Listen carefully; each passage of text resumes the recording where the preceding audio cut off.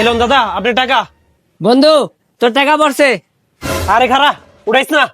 কে বন্ধু, টাকা তুললে সমস্যা কি? কে বন্ধু, তুই জানোস না আমি পয়রা যাওয়া টাকা কোনোদিন উড়াই না। আরে বন্ধু, তুই তো দেখি অনেক বড় লোক।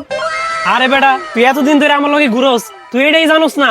ওরে বন্ধু, তাইলে এই ব্যাপার। তুই তো অনেকদিন হয়েছে আমার কিছু খাওয়াস না, তাহলে চল আজকে রেস্টুরেন্টে যায় কিছু খাওয়া। ঘরে বন্ধু তুই তো ঠিকই কইছস, তাইলে আমি এখনই যাই আব্বার কাছে টাকা লই আইতাছি, তোর আজকে খাওয়ামো। যা তাড়াতাড়ি আহিস। আব্বা। হ্যাঁ বাবা ক। আমার তো 500 টাকা লাগবো। 500 টাকা লাগবো? হ্যাঁ। আমার কাছে তো মনে হয় 500 টাকা নাই, দাঁড়া দেখি।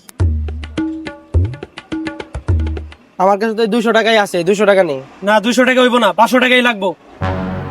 200 টাকা ছাড়া তো আমার কাছে আর কোনো টাকা নাই। তাইলে তুই এক কাজ করবা জান, তুই ওনে মাহাজন আহুক, আইলে আমি কাজ টাজ করতে থাকি।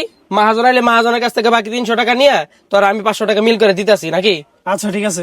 বনে যা।